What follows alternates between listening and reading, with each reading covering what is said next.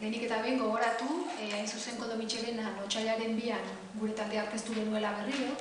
2004 urtetik hasi ginen funtzionatzen Txingudiko badian errausketa planta bat egiteko intentzioa zegoenean, eta orduan taldeak bere argudioekin eta bere ondorioekin, hau da, errausketak osasunean eragin txarrak sortzen dituela esaten, lortu zuen Txingudiko errausketa planta hori geratzea. Orain, berriro taldea abian jarri da, izan ere, berriro Zubietako errauste planta eraikitzeko intentzioarekin daude.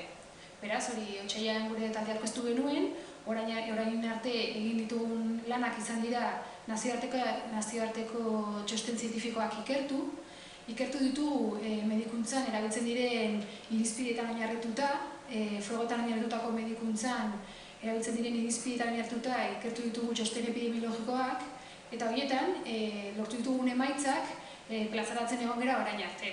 Emaitza joko esanguratsuak dira eta frogatuta daude hainbat txostenetan. Adibidez, esan dezakegu, minbizi kasuak errausket planta baten 3 kilometroko inguruan bizi den herritarrengan 3,5% areagotuko liratekeela.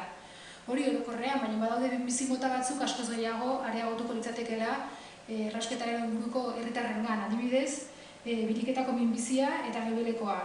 Biriketako 14% batez gehiago gongo litzateke eta gibelekoa 29% gehiago. Ez hori bakarrik, nazioartean egindako ikerketek ere berretsi dute leuzemia kasuen ondoriozko heriotza tasa areagotuko litzatekeela erraustegiaren inguruko herritarrengan 21% gehiago, eta baita pleurako minbiziaren ondoriozko heriotza tasa 180 gehiago, eta behazuneko minbiziaren ondoriozko heriotza tasa 124 gehiago. Horretaz aparte, ikusi da, errausketa plantaren inguruan dagoen toxikotasun mailaren gaitik, orokorrean heriotza tasa, biztanle guztiaren heriotza tasa 13% handiagoa izango litzatekeela.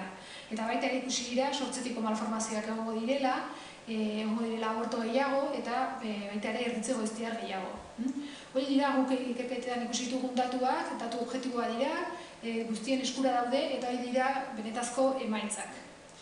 Horrekin, esan nahi dugu, Aldundiak prestatzen duen proiektuan 2000 tona hondakin erregetzeko intentzioa dago Zubietan, eta horren ondorioz, horrelako gaixotasunak eta ondorio gehiago sortu daitezkeela. Beraz, orain arte, gure taldea zabaldu da, eta egon gara Jose Guzek esan duen bezala, hainbat tokitan hitzaldiak ematen, baita ere prentsan oihartzun handia izan dugu, eta ikusi dugu gaia kalean dagoela. Jende artean ja kezka nabaria da.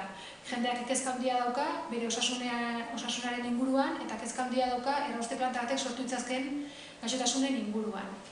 Orduan, orain, guk honen aurrean urrengo urratsa eman nahi dugu, aurrera jarraitu nahi dugu, eta eskatu duguna da politikariekin biltzea.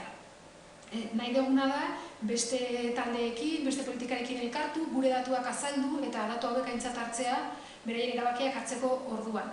Beraz, karta forma bat erakutsi diogu beraiekin elkartzeko, eta baita ere kontaktuan jarri gara beste talde askorekin. Esate baterako Eusko Jaurlaritzako Osasun Saila, Eusko Legebiltzarra, alderdi politiko guztiak, Zubietako inguruko zinegotzi eta alkateak, sindikatuak eta eragile sozialak, eta badakagu pendiente baita ere batzar nagusietan agerraldia egitea. Eskatu digote agerraldia egiteko batzar nagusietan eta data jartzearen zai gaude. Honekin, ez dugu ulertzen zein den arrazoia errausketarekin jarraitzeko. Iruditzen dugu arrazoi nahikoa dagoela ikusteko erraustegiak osasunean eragin txarrak sortuko dituela, eta horrelako proiektu bat aurrera ezin dela eraman. Badirudi Gipuzkoako diputazioak ja aurkeztu duela bere proiektua Aste Santuan aurkeztu zuen bezala errausketa planta egiteko, eta esan nahi diogu gure argudioak entzuteko, eta horiek entzun da gero, gurekin hitz egin da gero, hartu itzazketela erabakiak. Guretzako ez delako erabaki zuzena errausketa planta egitea Zubietan. Eta norbaitek galderari bat